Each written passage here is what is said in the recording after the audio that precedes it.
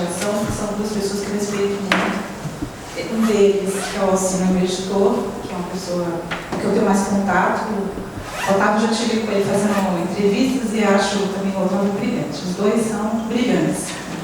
E fazendo um pouco a apresentação, o Alcino ele tem uma trajetória bastante longa em jornal impresso e ele está estreando como editor de livros. Né? É uma estreia. E é um selo novíssimo, que é o selo 3 estrelas que a Folha de São Paulo lançou no ano passado. O Otávio ele tem uma formação que não é no jornalismo, é no direito e na história, e tem uma trajetória recente e bastante rápida, promissora, que ele, depois de um período como editor na Companhia das Letras, ele assumiu o cargo de publisher, ou seja, ele coordena a equipe de editores, ele é a pessoa que dá a palavra final nas decisões de publicação. A primeira pergunta que eu quero fazer para vocês é a seguinte: a gente tem no mercado hoje brasileiro uma leva muito grande de ficcionistas, novos ficcionistas e poetas surgindo. E a gente não vê uma leva tão grande de não ficcionistas, não na mesma proporção. E, no entanto, é na não ficção que a gente tem mais possibilidade de venda de livros, de brasileiros. Um autor de não ficção brasileiro, ele alcança, se for bem sucedido, 20 mil exemplares, 50 mil, 100 mil. O Laurentino chegou a 1 milhão. Isso é impensável para um autor de ficção. Um autor de ficção não está vivendo hoje no Brasil. Então, qual que é a dificuldade de encontrar autor de não ficção para realizar os projetos que vocês pensam em realizar? Essa pergunta vai junto com outra, que vocês sentem falta de mais autores de não ficção para poder realizar esses projetos? Quem começa? Alcino? Será que está ligado? Tá, né? Bom dia, boa noite, obrigado pelo convite. Como a José disse, eu sou um editor estreante e, embora mais velho que o Otávio, eu sou mais novo que ele na profissão. Pouquinho.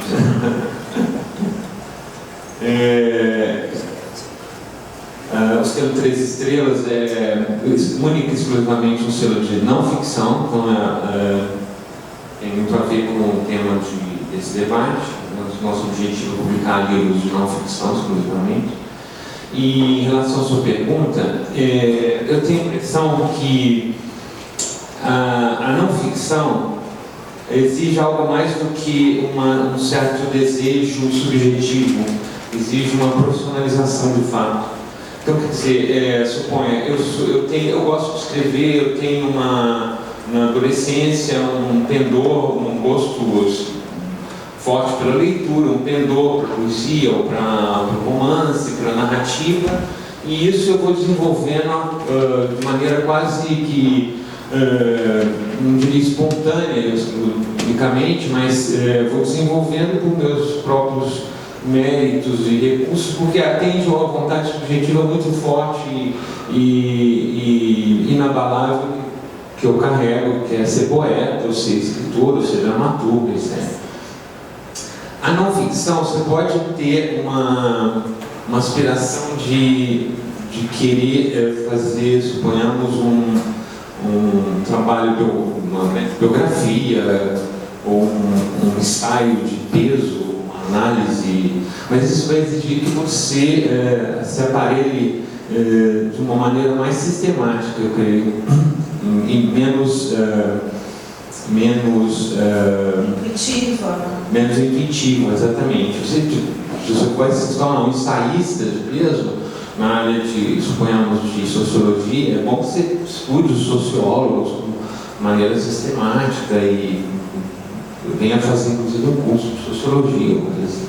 Se você quer fazer uma biografia, você tem que desenvolver ali técnicas e métodos cada vez de uma maneira mais complexa para que você possa fazer essa biografia da melhor forma possível. Então, e eu estou de acordo com o Alcino quando ele disse que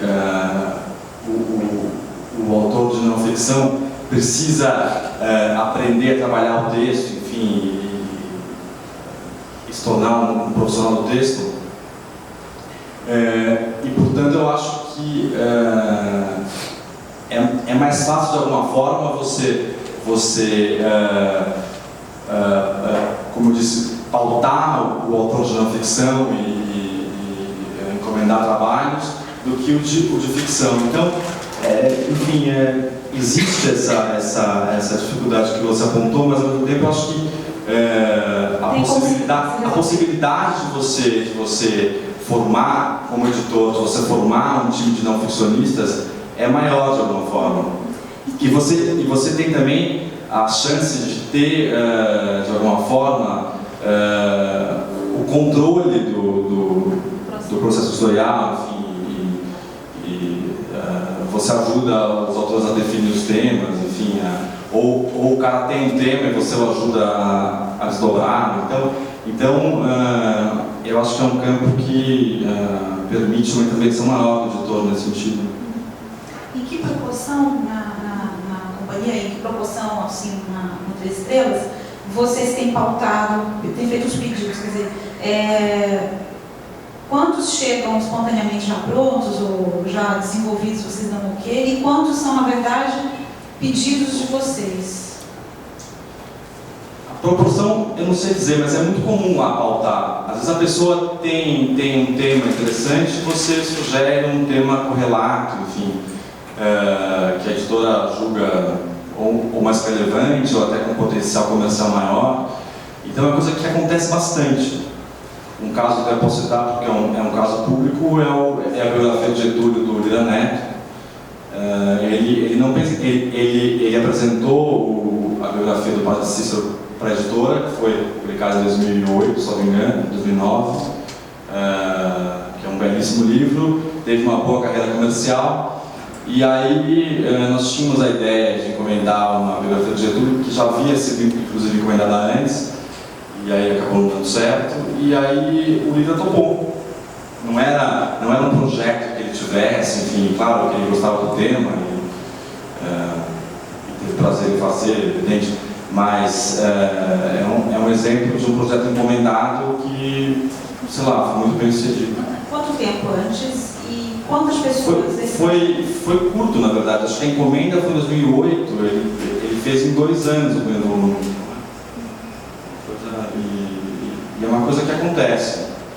É claro que nós recebemos mais projetos prontos do que encomendamos, mas a não ficção tem essa graça para o editor de poder participar efetivamente da escolha do tema. Olha, até o momento, a 3 Estrelas tem 2 anos. Até o momento, os 100% dos livros publicados brasileiros, naturalmente, foram pautados. Seja por iniciativa da editora, seja como um acordo em seguida ou em meio a uma conversa com a pessoa convidada para escrever o livro. Então, suponhamos, no campo do ensaio, né, uma facção da não ficção. O livro Porque Virei à Direita, ele foi todo pautado por nós. Ele foi, as pessoas, o livro, a ideia surgiu dentro da editora, as pessoas foram convidadas a escrever os ensaios e eles foram feitos, conforme a gente tinha designado, naturalmente, da maneira que os autores queriam. O livro, a esquerda, que não tem que dizer seu nome, por outro lado, o Vladimir Safato, ele nasceu do Vladimir Safato em uma conversa comigo, como editor. Então, quando ele soube do da direita? Hã? Foi quando ele soube que ia sair da direita? Não, não sabemos dos outros. Então, quer dizer, os projetos sempre são pautados, não necessariamente pelo editor, mas em comum acordo, às vezes, com os autores. O que chega muito para vocês de propostas que vocês imediatamente falam, não, eu não quero isso? Quer dizer, qual é o erro mais comum, vamos chamar assim, o erro mais comum? Ou, mesmo que o projeto não seja, o projeto seja interessante, quando vocês começam a ler, vocês identificam como mais problemático, que faz vocês rejeitarem ou desistir? A gente recebia muito pouco texto, muito poucos textos, agora temos recebido um pouco mais, porque a editora vai ganhando mais corpo, etc. Mas o que a gente mais recebe é texto mal escrito. Então, de imediato, isso é descartado, pode ser um tema fantástico, entendeu? Os fundamentos da existência humana, mas os textos são mal escritos. Isso já é um motivo de cara para descartar o texto, né? E a segunda leva de textos que são descartados são temas irrelevantes, né? São temas que o autor julga importantes e que nós julgamos irrelevantes, não que eles sejam em si irrelevantes, não há temas irrelevantes, né? Mas eles são tratados de uma maneira que não os projeta para um público mais amplo, e nem são tratados de uma maneira, digamos, vigorosa. Não ficam irrelevantes. E o terceiro, a terceira leva de textos que nós temos descartado, infelizmente, porque eu sou uma pessoa simpática a esses trabalhos, mas a editora não é propriamente uma editora acadêmica, são teses universitárias. Texto mal escrito é o principal problema, eu diria. Mas a companhia, além disso, tem um catálogo vastíssimo, então, e já tem um time de autores enorme, então a gente tem muita dificuldade em contratar, coisa que é mais fácil, claro. Eu rejeito muito mais livros do que eu aceito, porque o nosso compromisso com os nossos autores já nos obriga, e até com estudos previamente contratados, já nos obriga por 2, 3 anos. Então, quer dizer, a escolha tem que ser muito bem feita, tanto do ponto de vista da qualidade do livro, quanto do seu potencial comercial. Então, eu diria que eu rejeito mais do que eu aceito, sem dúvida. Como o Alcino falou, assuntos muito específicos. A companhia é uma editora, publica livros de qualidade, é claro, mas que visam a um público amplo, enfim, que visam a um público de interesse geral. Então, temas muito específicos não cabem no catálogo. Então, essa é uma razão muito comum também da recusa. Outra coisa, enfim, e a gente tem duas frentes, eu diria, né? Livros brasileiros e livros estrangeiros. Aí, enfim, nessa segunda categoria, eu diria que nós rejeitamos muito mais ainda, porque, enfim, é uma enxurrada. Vocês ainda não parecem decimal, mas metade do meu dia, eu diria, é dedicado a ler propostas, ler originais que vêm de fora, porque é uma quantidade enorme, e nós, obviamente, não conseguimos, por um limite de espaço na programação, fazer tudo o que nós gostaríamos. Então, tem essa dificuldade prática também, né, no dia a dia. Quando a gente observa na lista de mais vendido, principalmente não ficção, a gente tem quase que sempre biografias de celebridades de boas no Brasil, né? Biografias de celebridades, ou, por exemplo, figuras religiosas, os dois, né? O Padre Marcelo e o Bispo. E algumas vezes livros de reportagem com temas muito polêmicos, né? Mas aí, se você vê lá fora, por exemplo, mercado americano, inglês, você encontra, principalmente nas resenhas, né, de publicações estrangeiras e também livros premiados, com abordagens mais sofisticadas, ousadas,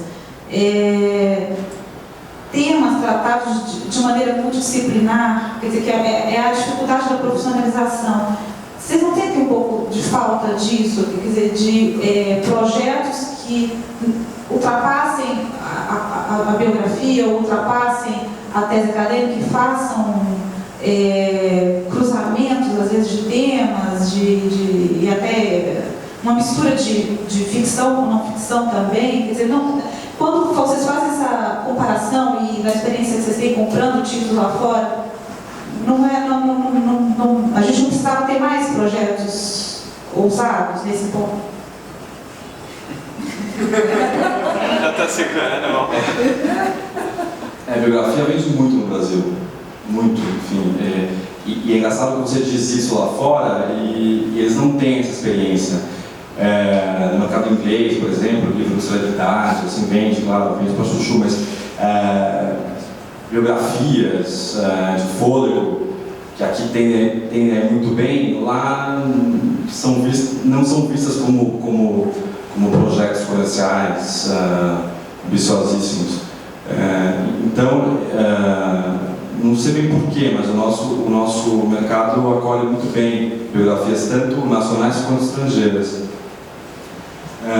Mas eu acho que, de fato, sobretudo na reportagem, nós temos um bom caminho a percorrer. Eu acho que a não ficção americana, enfim, alguma não ficção europeia, consegue, como você disse, ter abordagens um pouco mais sofisticadas, enfim, com mais frequência. Agora, acho que não sei, tem aqui, mas de fato, eu acho que o mercado brasileiro publica muita biografia, e até curioso falar isso nesse contexto, né? Mas porque elas são muito bem recebidas. Então, e nós temos muito bons biógrafos, enfim. Então, e aqui na ciência, nas hard sciences, assim, você tem mais dificuldade de encontrar um autor que tem um bom texto e se dispõe a conversar com o grande público. E, enfim, uma coisa que a gente tem tentado, enfim, até falando de pautar, temos tentado pautar alguns, enfim, cientistas para produzir livros de ciência no Brasil para grande público. Mas, enfim, uma coisa que, de fato, demora um pouco. Acho que a lista de best-sellers de cada país espelha, o que é óbvio, a situação cultural do país, né? Quer dizer,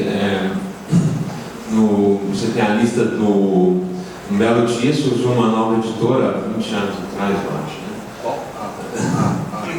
Que colocou na lista de best-sellers durante meses, talvez um ano, um livro publicado já há bastante tempo, que não tinha tradução no Brasil, que chamava-se Uma Estação Finlândia. Quer dizer, do nada, Luiz Schwartz tirou um livro de fundo de catálogo, como se diz, um clássico digamos, para usar uma expressão talvez inapropriada, de reportagem histórica, em que como ele chama? Edmund Wilson fazia uma retrospectiva do comunismo, da implantação do comunismo na Europa, etc. Esse livro ficou na lista de best-sellers durante um ano no Brasil, nos anos 80, junto com outros livros de boa qualidade, porque havia aí, nesse momento, uma abertura política no país, o público, o leitor, tinha a aspiração de ler livros que tivessem conteúdos políticos vibrantes, etc. Hoje você vê na lista dos livros de não ficção, para não falar de ficção, que não é nosso tema, você vê dois livros religiosos, né? Não vou nem citar o livro do Edir Macedo, porque naturalmente é uma operação de marketing religioso realizada dentro das igrejas, né? De maneira muito estudada, e o livro do Padre Marcelo por um interesse aí do público católico, né? Que se acentuou aí nos últimos anos. Você vê essa emergência da questão religiosa ser predominante à questão política na sociedade brasileira. As biografias eu atribuo muito a esse desejo do público em ter contato com vidas romanescas, porque as vidas hoje são muito, para não dizer desprezíveis, elas são muito banais, né? Daí você se interessar por pessoas que tenham vivido vidas interessantes, que tenham mobilizado um grande esforço de vontade e de realizações que que sejam até exemplares para quem está no mundo de hoje, né? No Facebook, etc. Então, eu acho que as listas espelham muito a própria realidade do país. A questão que você falou dos livros de reportagem polêmica, há uma espécie de cisão ou de conflito hoje acentuado entre os leitores de esquerda e de direita no Brasil, com uma predominância dos leitores de direita, vamos dizer. Daí o Olavo de Carvalho na lista de não ficção, um ensaísta, que nem é tão fácil assim de se ler, porque é um homem que, queiramos ou não, tem uma formação filosófica, eu não diria das melhores, mas complexa. Ele estudou por várias décadas a filosofia hindu, a filosofia idealista alemã. Ele leu os textos que deveria ler. Ele não é um autor desprezível, embora a gente possa não concordar com ele. Ele está na lista. Daí também esses livros de política, guia politicamente incorreto, disso, daquilo. Isso espelha um pouco uma espécie de eclosão de um conservadorismo, se não de um racionalismo político na vida brasileira. Nós próprios publicamos um livro chamado Porque Virei Direito, com depoimento, e que ficou par a par em termos de venda com o livro Esquerda, que não teme dizer seu nome no brasileiro.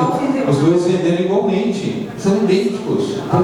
A diferença de 200 exemplares para um, o outro vai na frente, o outro desce, não parece uma competição de Fórmula 1. E, de fato, o que você deduz disso? É que há uma divisão clara do público leitor, uma certa radicalização para um lado e para o outro. O fato é que talvez os conservadores, ou chamados de direita, eles comprem mais livros que os de esquerda, não sei. Acho que não existe essa cisão. Mas finalmente, para encerrar aqui, que já me prolonguei muito, sobre livros mais ousados, eu acho que só não existem porque não existem ainda os autores. Citando aí o Otávio, bem lembrou a questão do jornalismo científico, é um campo riquíssimo para quem vai trabalhar ficção no Brasil, não ficção no Brasil. Nós temos pouquíssimos autores de jornalismo, de livros de não ficção sobre ciência. Divulgação ou vulgarização científica. Em parte porque as ciências no Brasil são pouco desenvolvidas, de fato, comparado ao que se vê na Europa, nos Estados Unidos. Mas não é a razão única para que isso ocorra. Nós temos aí o Marcelo Gleiser, o próprio Marcelo Leite, publicou um livro. Eu acho que é um campo muito interessante para quem está aí almejando trabalhar com não ficção. Você falou dos projetos pautados e também mencionou dos acadêmicos, né, que publicaram e são convidados a escrever. Eu queria que vocês contassem, um pouco das pessoas que estão aqui, como que funciona a edição do livro de não ficção, que é um processo bastante mais complexo na comparação com o livro de ficção, e que envolve, às vezes, muito mais gente, né, para ler, enfim. E no caso de autores muito eruditos ou muito ligados à academia, como que é o trato com eles, de modo que eles possam fazer adaptações no texto? Como é que funciona isso para as pessoas entenderem? É um processo longuíssimo, às vezes, né? Enfim, às vezes há livros que demoram 3, 4 anos para sair. Enfim, ninguém imagina, chegam num estado completamente diferente do estado final. Tanto na parte do texto propriamente, quanto na estrutura. Às vezes você faz sugestões que levam o autor a reformular a obra inteira, enfim, para o bem da obra, esperamos. Mas de fato é um processo muito longo. Às vezes não, tem livros que chegam redondos. Eu citei há pouco tempo o Lira Neto, Os 2 volumes que nós editamos da biografia de Getúlio chegaram praticamente prontos. Nós intervimos aqui e ali, é claro, mas foram sugestões muito pontuais. Agora, casos em que a edição pesada, enfim. Ou quando não, enfim, há livros muito trabalhosos, como, por exemplo, os do Hélio Gaspar, que a companhia publicou, que requereram pesquisas extensíssimas, transcrição de fitas, enfim. Então, houve um processo de trabalho editorial enorme, não tanto de texto, mas de, enfim, aspectos correlatos, que foi muito longo também. Então, de fato, normalmente, claro, não sempre, mas na não ficção, o editor tende a trabalhar mais, eu diria. Até porque, claro, eu acho que há um espaço maior para intervenção e tende a haver uma aceitação maior do escritor, eu acho. Sobre os acadêmicos, de fato o texto, enfim, de autores que vêm da academia, às vezes é um problema, enfim. E acho que, claro, nos casos em que há um desejo de que o livro circule, de que atinja um público maior, é papel do editor tentar fazer com que o texto seja mais palatável e portanto, não seja complexo por ser complexo e assim atinja mais leitores, que acho que no fim das contas, o objetivo também do autor. Agora, é claro que nem sempre isso é aceito, enfim. Tem autores mais permeáveis à edição do que outros. Acho que mais perguntou? Preocupação com tornar mais palatável para o leitor. Qual é a medida da intervenção? Eu acho que ela pode ser severa, enfim. Se você vê ali um tema que possa atingir o grande público. É claro, como eu disse no começo, a companhia, salvo exceções, enfim, ela tende a não publicar livros que se dirijam a um público específico. É claro que você não vai pegar um texto de neurociência e simplificá-lo, porque às vezes isso não é possível, mas quando existe o desejo de que esse livro atinja um público maior, eu acho que é dever sim do editor tentar conseguir que o texto fique o mais simples possível ou o mais compreensível possível. É uma operação da contratação do projeto até chegar ao final, você falou até 4 anos, você mencionou transição de fita, enfim. Quantas pessoas envolvidas e que etapas são essas? Assim? Há muitíssimas, né? O primeiro interlocutor, eu diria que é o editor, é claro, a primeira pessoa a ler o original, e a fazer sugestões de estrutura, enfim, equipes, enfim, de checagem, que é uma coisa muito importante que você percebe até alguns, eu não vou citar quais, mas alguns dos best-sellers mencionados aqui, você vê que carecem de um processo de checagem de fatos, e aí sobram erros factuais, enfim. Então, mas além disso, às vezes trabalho de pesquisa, paleografia, leitura de documentos, equipes inclusive de fora da editora que auxiliam o processo. E depois, claro, quando você parte para a produção editorial, aí revisores, diagramadores, enfim, mas isso faz parte do processo editorial de produção, né? Mas enfim, há muitas pessoas envolvidas. Enfim, e é um campo, até um campo de trabalho bastante vasto. Né? É muito difícil convencer um autor a fazer mudanças de texto. Você tem experiências mais Depende do autor. Eu já tive casos em que eu reescrevi o livro inteiro, naturalmente seguindo ali vamos dizer, um certo estilo do autor, eu sei os propósitos dele, não fiz um outro livro, né? Fiz o mesmo livro, né? Acertando, e o autor recebeu isso de uma maneira muito simpática, inclusive generosa, eu diria. Por que eu reescrevi? Não que tivesse mal escrito, é porque o livro não estava escrito para o público que ele almejava, ele estava escrito para um outro público, um público muito sofisticado. Eu tive que tornar o livro um pouco mais acessível. E há casos em que eu fiz a mesma coisa e o autor simplesmente recusou todas as mudanças, mas uma vez que o livro não se oferecia como uma introdução, a gente acabou chegando a um acordo intermediário ali entre coisas que pareciam muito complexas, de modo que o livro, não sendo uma introdução, no entanto, ele pudesse ser palatável para o público geral. Isso varia muito do autor. Depois da polêmica das biografias, o caso está agora no Supremo e há uma grande possibilidade de a gente voltar a ter possibilidade de publicar sem pedir autorização prévia. Quer dizer, isso deve desengavetar muitos projetos. Vocês têm muita coisa para colocar, enfim, em pauta ou para até publicar, e que estava parado por causa disso. E essa pergunta vai junto com outra, que é a seguinte: os editores reclamam muito da tal da indústria dos danos morais. Quer dizer, mesmo o livro sendo autorizado, se alguém citado se sentir prejudicado, consegue tirar o livro de circulação hoje, né?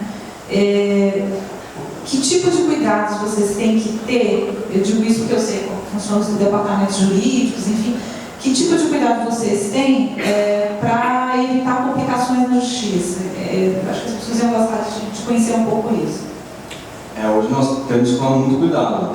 A editora já sofreu processos custosíssimos e longos, desgastantes. Então, eu diria que é raro a editora publicar uma biografia que não conte com uma leitura legal prévia.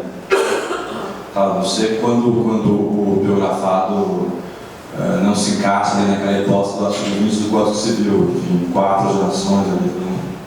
O Ricardo que fala, né, que biografado bom como é? Brocha. Esqueci agora, mas enfim, é morto, brocha e tem uma terceira, enfim. Então mas são raros os casos em que você pode. É brocha.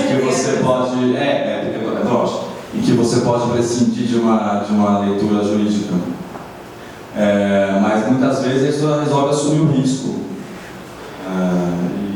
E eu diria que na maior parte dos casos acaba não sofrendo processo.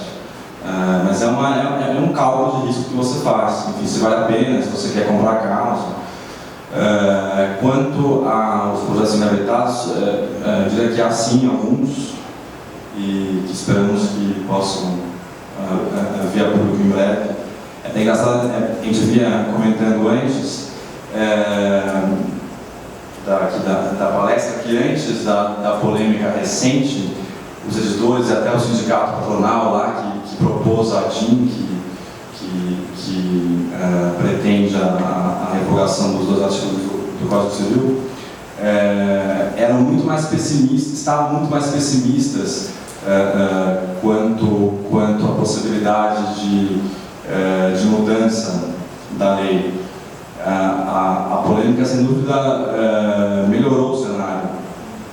Até havia a expectativa de que essa ação proposta não fosse recebida pelo Supremo por questões técnicas, e parece que havia um motivo para que isso acontecesse, e aí, no fim, ela foi recebida, e eu acho que muito mais por uma pressão da sociedade do que por uma análise técnica mesmo, enfim,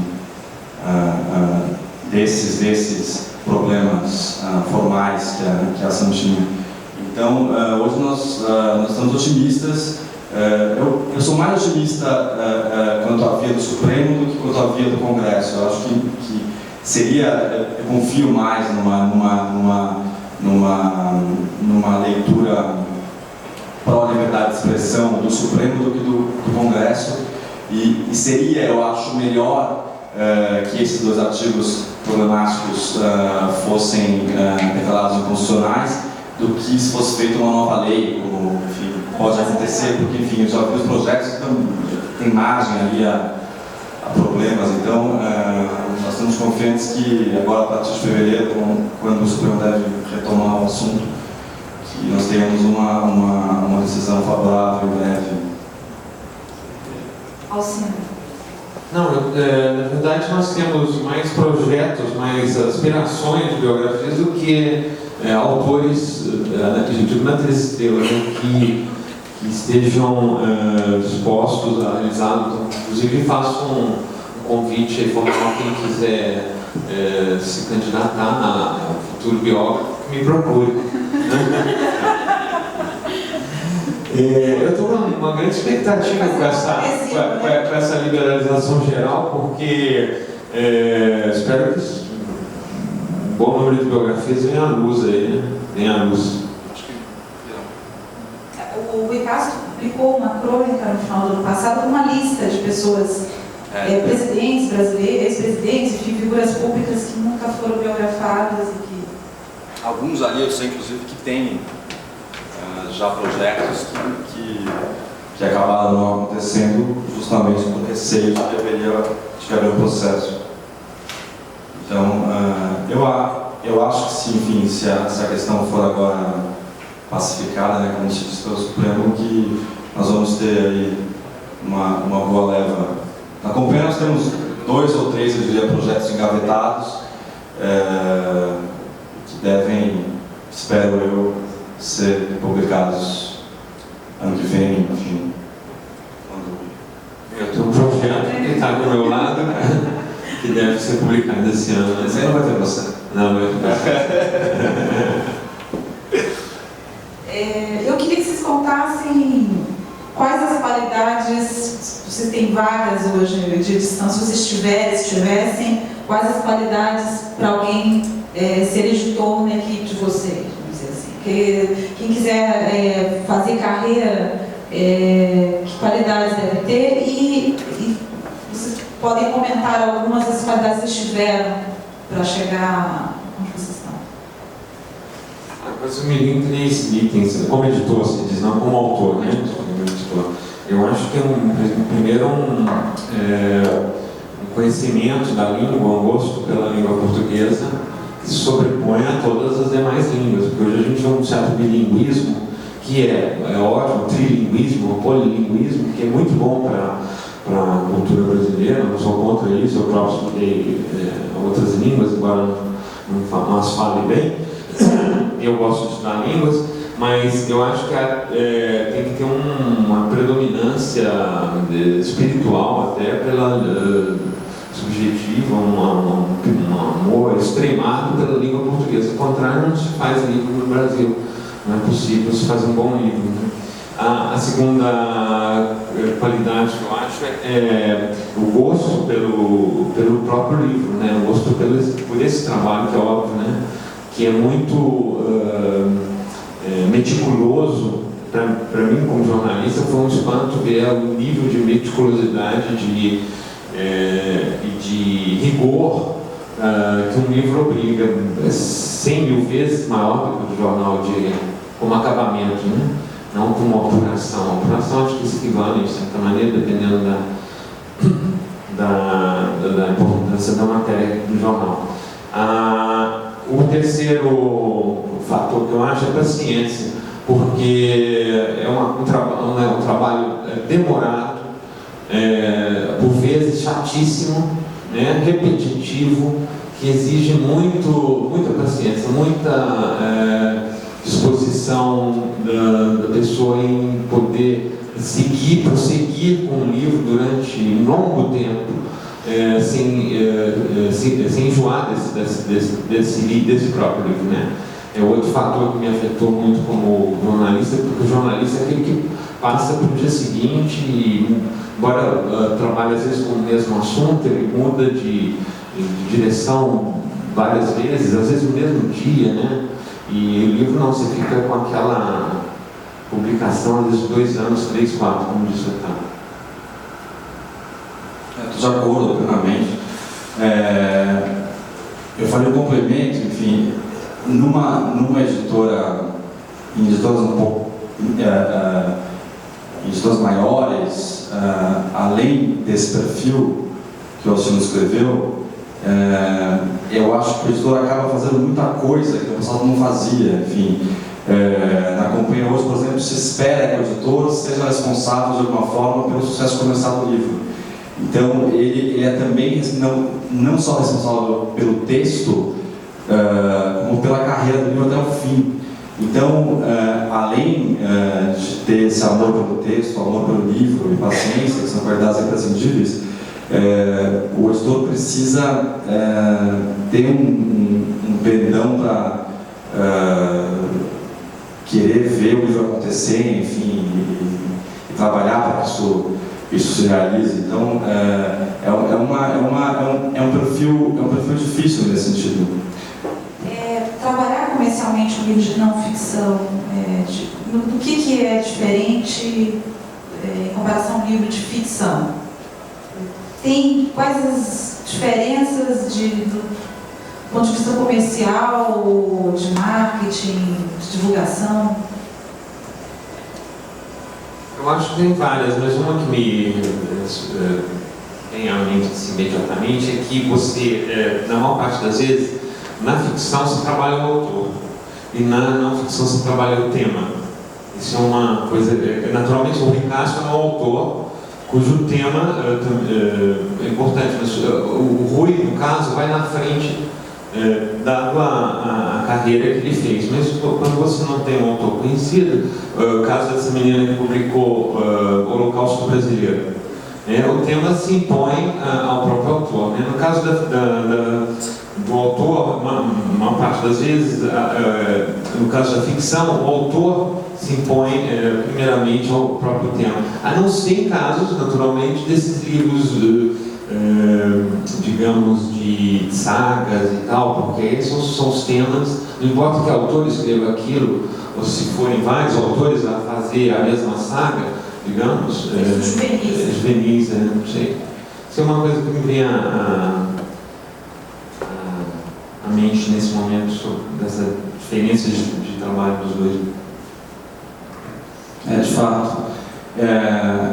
E hoje é muito difícil, né? Você divulgar a ficção é difícil, né? Porque a gente sabe que espaço para resenha diminuiu muitíssimo, a relevância de resenhas na mídia impressa é muito menor. Então, você conseguir uma divulgação satisfatória, bem boa, para a ficção é um desafio. Você tem que, enfim, procurar meios alternativos. Não ficção é mais...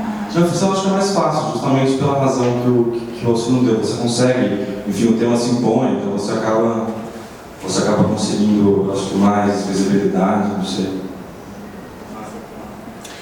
Só para dar um exemplo, para ficar mais claro, é mais fácil você ter um autor, José da Silva, ele não é conhecido, ele fez um livro sobre Caetano Veloso, então, assim, uma biografia do Caetano Veloso. Essa biografia vai ser o porquê é o Caetano Veloso, não porque é o José da Silva, né? Então, o José da Silva vai ficar um autor que sobrepõe ao tema daqui a 3 ou 2 biografias de grande sucesso. Então, aí um belo dia, depois de 2 biografias do Gilberto Gil, do Collor de Mello, do Caetano Veloso, aí o José da Silva publica o 3º livro dele, que é sobre Alfonso de Guimarães, que é um grande, aliás, considerado superior ao Collor, naturalmente, e superior ao Caetano, que é ressaltar. Mas é pouco conhecido.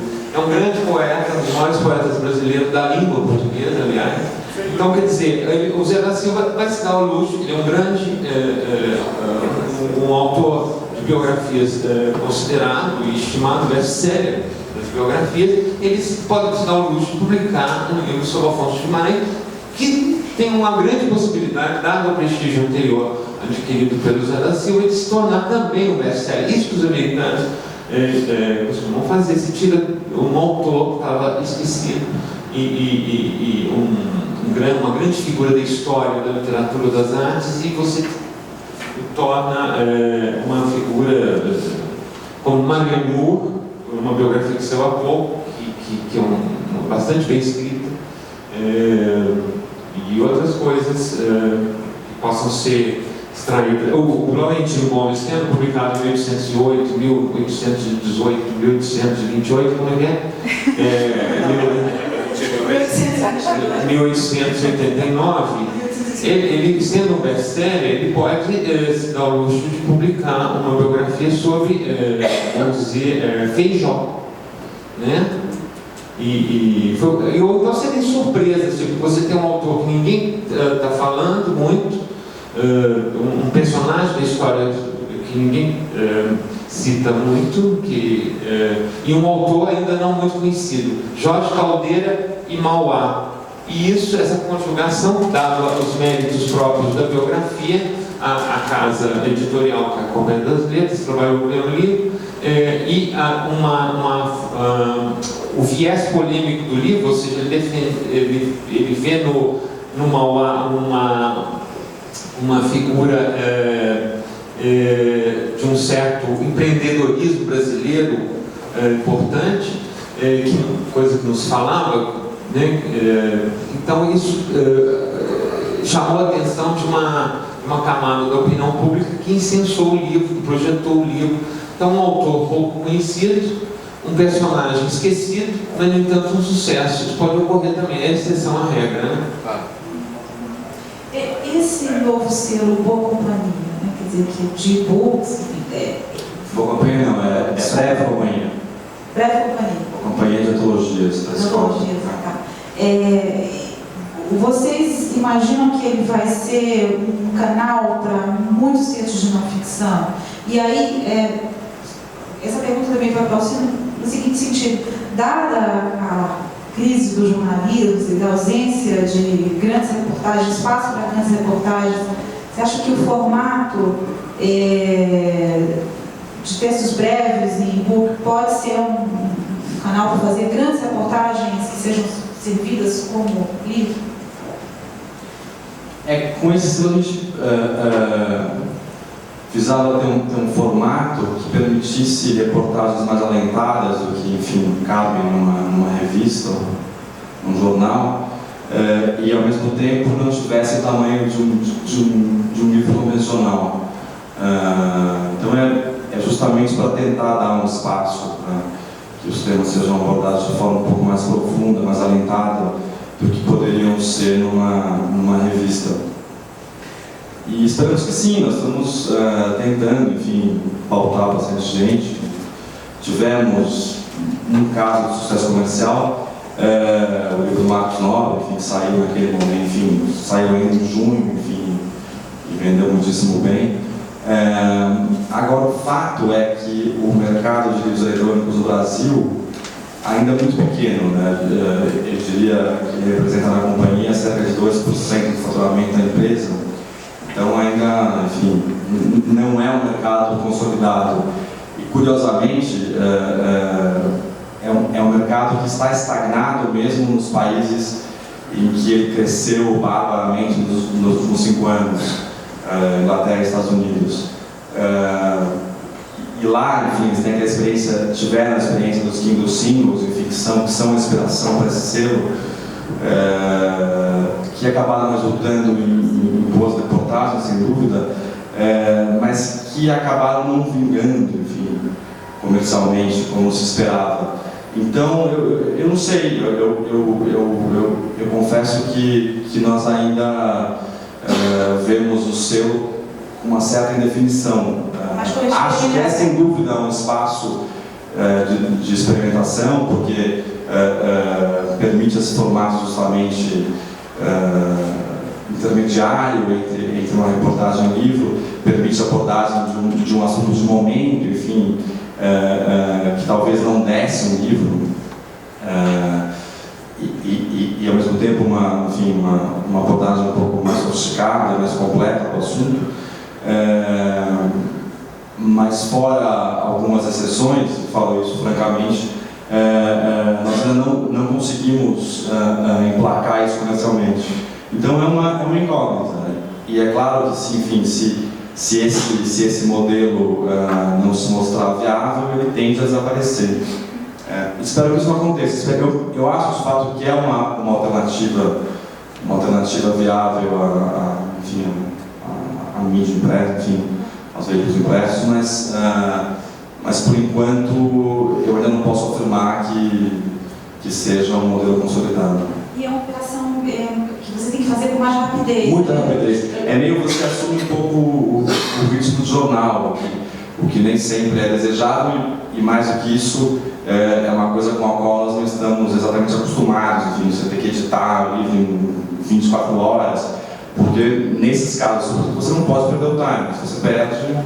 Nesse caso são. Isso é um exemplo, enfim, eu citei o Marcos Nobre, que saiu ali, acho que 2, 3 semanas depois do auge das manifestações, das revoltas de junho, e teve grande repercussão e tal.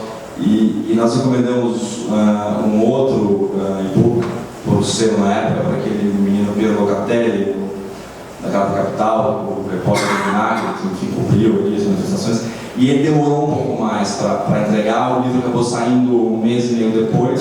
É claro que os livros não se comparam de forma nenhuma. Enfim, o do Marcos é uma análise, enfim, de um cientista. E era um livro que ele já tinha. E o do Piero é uma reportagem sem grandes pretensões, ensaísticas, enfim. Mas o livro do Marcos foi muitíssimo bem, e o do Piero teve uma resposta inferior à nossa expectativa. Então isso de alguma forma comprova que o timing para esses livros é fundamental. Mas além disso, no Breve Companhia, a gente tem tentado publicar não só livros de momento, livros de instante, como falam nos Estados Unidos, mas também coletâneas mais curtas, que não seriam viáveis num livro físico. Enfim, estamos experimentando, mas é de fato um modelo ainda não consolidado. Gustavo, se a Folha pode fazer uma editora, porque a companhia não pode fazer um jornal, né? É uma boa experiência, eu acho, para a editora, como é para a Folha fazer uma editora, né? Porque, como eu estava contando para eles, lá no jornal, quando a editora foi criada, eles me ligavam pedindo que fizesse um livro em 2 meses, né? De ideia que 2 meses é o tempo que a gráfica. Um pouco menos, mas eu tenho cá comigo que os livros curtos têm um grande futuro no meio eletrônico. Por quê? Porque eu acho que o meio eletrônico, tablet, vai funcionar muito, os Kindles, etc., para consulta, trabalho escolares, você faz matérias, você tem toda a sua bibliografia reunida, é um trabalho muito funcional. Ou então para leituras mais breves, digamos, 100 páginas até, não sei, eu acho. Naturalmente outras pessoas leram outros livros maiores, mas eu acho que tem uma vocação para se fazer, nesse meio eletrônico, ler textos breves, instant books, né? No caso você me perguntou se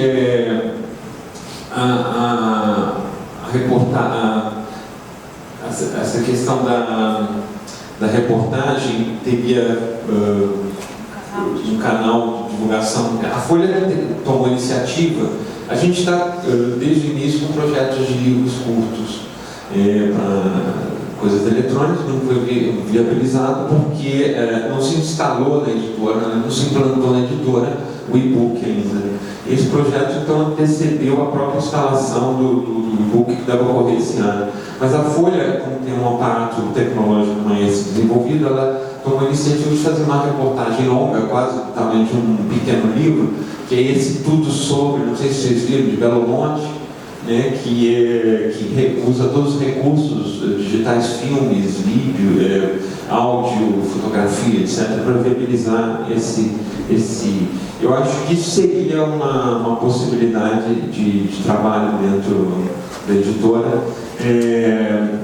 Eu só penso que a gente não deve abrir mão das qualidades adquiridas da tradição editorial para realizar isso, entendeu? Porque senão vai ficar, as editoras vão ficar se transformar em jornais e os jornais em remendos de editoras. Né? Acho que vai fazer Me parece um pouco cético, talvez, quanto ao futuro dos e-books. Não é nada disso. Enfim, só quis dar um testemunho de que o entusiasmo inicial quanto ao crescimento desse mercado se arrefeceu um pouco justamente nos mercados em que houve uma explosão dos e-books. Mas eu acredito que o livro eletrônico tende a crescer no Brasil, vai crescer. Claro, acho que vai conviver com o livro físico, mas vai crescer. A companhia já faz lançamentos simultâneos de todos os livros que publica, salvo exceções, quando algum problema contratual. E acho que vai crescer, e concordo com o Alcino, que é um formato que se presta a vários usos. Eu mesmo hoje leio muito mais no formato eletrônico do que no físico, até porque, enfim, nós temos muitos originais, é muito mais fácil você baixar um arquivo para o seu Kindle, para o seu iPad, do que você imprimir aquele calhamaço, levar para casa, enfim. Então é muito mais conveniente e acabei me habituando ao formato.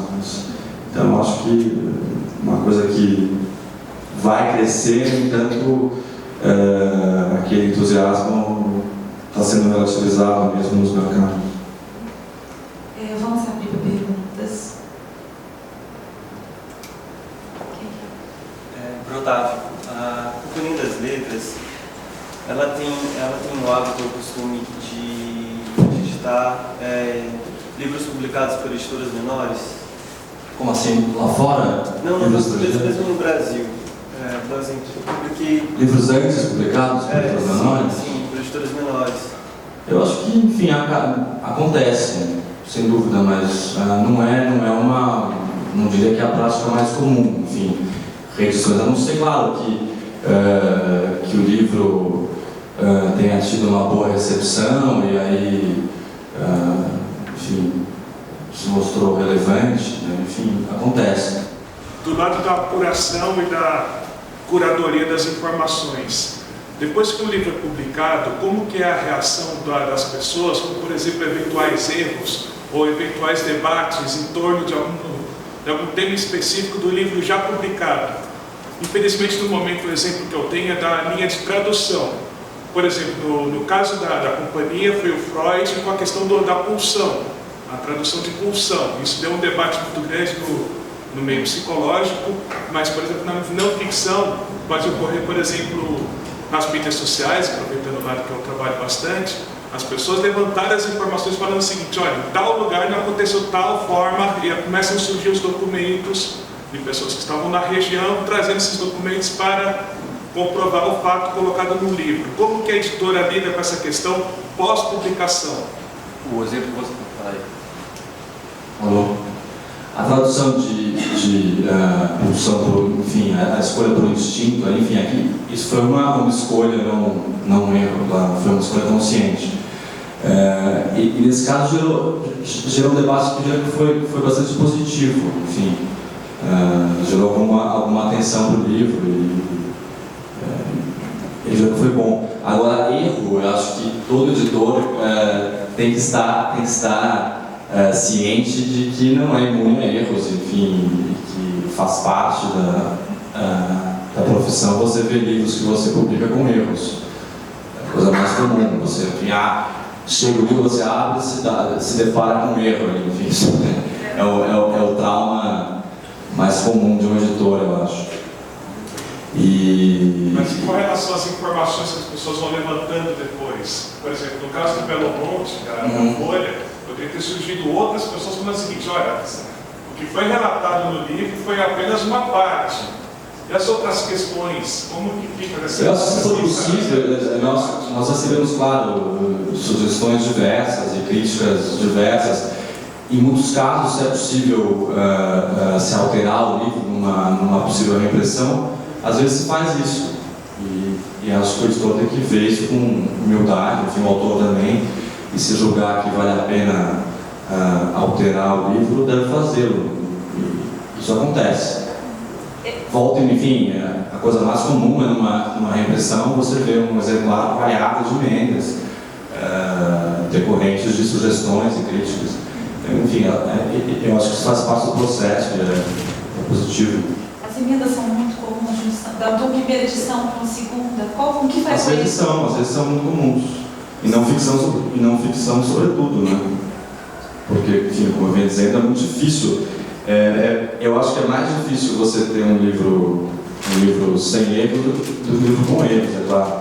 E erros de toda a natureza, até gralhas, enfim, erros, enfim, letra trocada, mexer com o CH, isso acontece, enfim, às vezes, por mais que nós tentemos evitar esse tipo de erro e os livros são todos submetidos a 3 revisões, enfim, mas isso passa, isso acontece. E aí é papel do editor corrigir os erros numa repressão que, enfim, são comuns. Não tem muito a acrescentar, só tem que distinguir entre crítica e erro objetivo, né? Se você, por exemplo, pode simplesmente não concordar ou achar que o viés foi ideologicamente perverso ou comprometido, e você discordar e apontar outros aspectos, né? Outra coisa é o erro mesmo, falar assim, Getúlio matou-se em 5 de agosto de 1954, né? Quando ele se matou em 24 de agosto de 1954. Então, há coisas objetivas e críticas, né? Falou-se aqui a respeito, de um lado, de um certo grau de sofisticação de alguns livros, por outro lado, falou-se também a respeito do potencial público daquele livro. E a pergunta é: quais são os critérios que vocês utilizam na hora de julgar o público geral? Sem precisar entrar naquela coisa mais teórica do leitor modelo, do Humberto Eco, mas, enfim, quais critérios pautam a decisão do julgamento ali do potencial do público ou não? A companhia é uma editora que publica livros para um público amplo, não para um público especializado. Claro que há exceções, mas então a nossa tentativa é sempre atingir o maior público possível. Claro, enfim, eu diria que a editora tenta identificar o seu público e a partir daí fazer essa avaliação, inclusive no momento de aquisição, enfim, quando resolve editar os livros. Eu diria que a companhia faz livros para nichos específicos, somente de autores muito consagrados, sobretudo, por exemplo, na filosofia, ciências humanas, mas normalmente a editora procura atingir um público amplo.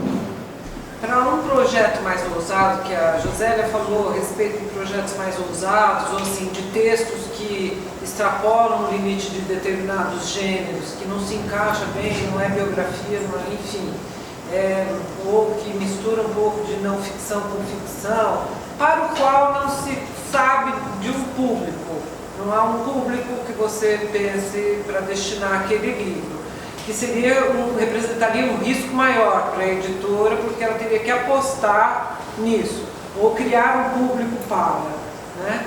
É mais fácil um escritor já renomado ter um projeto mais ousado, um projeto literário mais ousado e conseguir uma editora, ou isso independe do autor? Se o projeto for bom, a editora... Como é que vocês veem isso? Como é que é o julgamento de vocês no caso de um texto que para vocês representa maior risco? Por quê? Porque não se encaixa exatamente dentro das expectativas ou do que é viável comercialmente. Mas, por outro lado, é um texto bom, é um projeto muito interessante. Então, essa decisão do risco é mais fácil ser tomada quando o autor já é conhecido ou independe, se o projeto for bom, independe. Eu não nem falo da companhia, mas eu acho que renome, claro, que ajuda, enfim. Honestamente ajuda, é mais fácil um autor de renome conseguir ter um livro estilisticamente ousado publicado do que um autor desconhecido. Agora, muitas vezes nós vamos apostar no projeto de um autor iniciante que tem essas características que você mencionou. A editora, muitas vezes, é claro, sabe, inclusive, que o livro não tem viabilidade comercial e resolve publicá-lo. Enfim, isso faz parte do trabalho do editor literário, enfim. Até para você formar um catálogo, você tem que tomar riscos, enfim. Mas, sem dúvida, eu diria que renome, de modo geral, ajuda. Não. Eu acho muito difícil analisar em abstrato assim, o que seria o projeto. A questão que a gente se depara quando vai fazer o livro é uma coisa muito onerosa. O livro fica caro. Então, quer dizer, você tem que, uma vez que você se propõe a fazê-lo, você tem que ter, pelo menos pagar o livro, pagar os custos gastos com o dinheiro gasto com aquele livro, né? Quer dizer, não sei que você faça, você tenha, por exemplo, uma espécie de editora filantrópica, por exemplo, ou uma editora universitária que tenha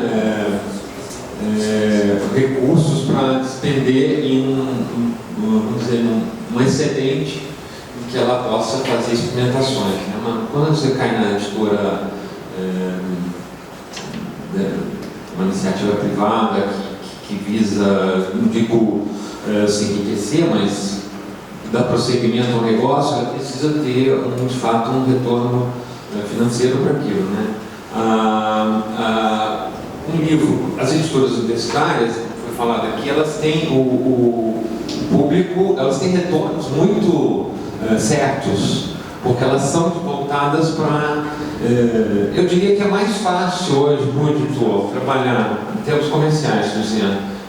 Não é que é mais fácil, é mais seguro ele trabalhar numa editora universitária que vai editar, por exemplo, a obra do Henri Bergson, porque ele sabe que aquilo tem uma saída segura, mesmo que ela seja muito longa no plano histórico das vendas. Ao passo que uma editora que não tem esse público muito definido, no caso da companhia, mas ela tem um catálogo gigantesco, o nosso, também não temos um público muito definido, ali cada livro é um risco muito grande. Será que esse livro vai encontrar o seu público, uma vez que ele não é dirigido a um público universitário, ele não é dirigido ao mundo técnico, ele não é um livro didático dirigido a professores ou alunos, é um livro para uma pessoa que tenha um interesse, que aprecia de modo genérico a cultura ou a leitura? Será que essa pessoa que aprecia a leitura e a cultura de modo genérico, geral, não genérico, de modo geral, que gasta um certo dinheiro com o livro, será que ao chegar na livraria ela vai apreciar o meu livro? Ela não tem necessidade de comprar o meu livro, ela não está estudando Henri Bergson, ela não está estudando Wittgenstein, ela não está estudando a física das partículas, ela não está estudando, ela não precisa ler para a escola a Iracema do José de Alencar. Ela simplesmente vai chegar na livraria e vai olhar um livro que se chama, suponhamos, Breve História da Eternidade. Será que ela vai ter tempo de abrir esse livro, ler as primeiras páginas e falar que livro interessante, que proposta legal? Vocês acreditam que é possível hoje o autor de não ficção estar mais próximo de ser um autor profissionalizado, no sentido de que ele pode viver disso? Sem dúvida. Do que o autor de ficção? Hoje, sem dúvida. É possível viver de não ficção? Sem dúvida. Claro que requer um percurso longo, que você atinja um sucesso de vendas que permita que isso aconteça. Mas, sem dúvida, hoje nós temos alguns autores no Brasil, alguns poucos autores, muito menos do que seria o desejável, mas autores que vivem de livro no Brasil. Isso, claro, isso é um resultado do mercado. E com isso, muitas vezes, as editoras conseguem fazer apostas comerciais um pouco mais agressivas, adiantam valores que permitem ao escritor passar anos, às vezes, fazendo apuração, escrevendo, e assim eles conseguem viver disso. No caso da ficção, é claro que há um ou outro, enfim, autor no Brasil que hoje consegue viver de livro, mas eu diria que são fenômenos isolados. Aqui eu estou falando de ficção. Ficção literária. Como se Ficção chama? literária. Mas diria que é isso. Sem dúvida. Eu acho que é um campo de profissionalização importante hoje na área intelectual, vamos dizer assim, né? Ou jornalística, né? Os jornais estão em decadência, as pessoas com vocação para o jornalismo têm um campo aberto ali. Muitas migraram, né? O caso do Lira, o Magalhães, o Mário Magalhães, que fez a biografia do Marighella, etc. São vários, acho que sim, acho que tende a crescer. Nem sempre com trabalhos tão extensos, pode ser coisas mais curtas, né? Então acho que quando se faz um curso, como vocês estão fazendo de não ficção, não é apenas um diletantismo, acho que como talvez pudesse ser de ficção, vamos dizer assim, uma coisa importante intelectualmente, mas sem chances de profissionalização, vamos dizer assim, pequena numa realidade como a brasileira. A não ser que se faça livros voltados para o público juvenil, público infantil, então, né? Mas o campo ficção, não ficção, sim, é um campo de profissionalização. As editoras estão querendo autores bons, cada vez os melhores vão se impondo, né? Porque aí é uma corrida de talentos, né? Porque tem que ser os mais talentosos serão os mais bem vendidos, os mais assediados, né? Nós temos mais pauta do que candidatos, sem dúvida. Então, quer dizer, acho que é um campo profissional aqui. Espero que cresça. Da história brasileira, um personagem que você sabe que sempre vem, porque depois a escravidão é um tema que sempre uma coisa que ocorre agora, aí não é Brasil justamente, mas Segunda Guerra, é um tema inesgotável. Enfim, sei lá, quantos lançamentos há no mercado europeu e americano sobre Segunda Guerra por ano, muitíssimos. E eu brinco que a compra mais segura de um livro é a Segunda Guerra. São raros os casos de livros publicados sobre a Segunda Guerra na companhia que não se pagam, ou que, enfim. É claro que não tem um sucesso comercial estrondoso, mas em geral vendem bem, vendem direitinho, enfim, é um assunto que não para de interessar, tanto aqui em pesquisa quanto ao público leitor. Em caso brasileiro, você consegue pensar em alguma época que seja particularmente interessante? Uma tão emblemática assim, você consegue? Uma época da história brasileira? A sensação que eu tenho do primeiro reinado. Eu tenho a impressão do primeiro reinado. Primeiro reinado? Talvez. Dom Pedro, especialmente. Mas também... Todas elas, tem personagens perdidos aí. Maria Graham, por exemplo, sabe quem é Maria Graham? Maria Graham foi uma inglesa que abortou no Brasil. Uma inglesa que abortou no Brasil durante o reinado de Dom Pedro I. Ela vinha com o marido, que era um conselheiro comercial inglês. A Inglaterra era muito influente naquela época. O marido morre no caminho e ela aborta no Rio. Ela fica no Rio como acompanhante, uma espécie de uma professora das filhas do rei, do imperador Dom Pedro I. E depois ela vai para o Brasil, ela é praticamente expulsa do Brasil. Tem um diário dela que foi publicado pela Biblioteca Nacional. Em seguida ela vai para a Índia, onde também tem foi para a Índia, e antes ela tinha ido para o Peru. Ela viu o grande terremoto do Peru, não, do Chile, o grande terremoto do Chile, antes de vir para o Brasil. Ela volta para a Inglaterra, chama de Madura. Isso passou entre os seus 20 anos e 40, aos 40 e poucos anos ela fica amiga de Ruskin, de vários, de Turner, o pintor, e ela começa a ilustrar livros infantis. É uma das pioneiras do livro infantil. Se você ler o diário da Maria Graham, você vai ver que tem aspectos fofocas da corte, e A vida dela é muito venturosa, que é um personagem muito interessante. Tem alguma coisa que vocês gostariam de dizer que eu não perguntei? Obrigada pela presença de vocês aqui, Alcina, Fábio, obrigada a todos. E o próximo evento, no dia 22 é uma palestra de apresentação do curso de pós-graduação no INE de Aracruz. Vocês têm aí nesse folheto o endereço.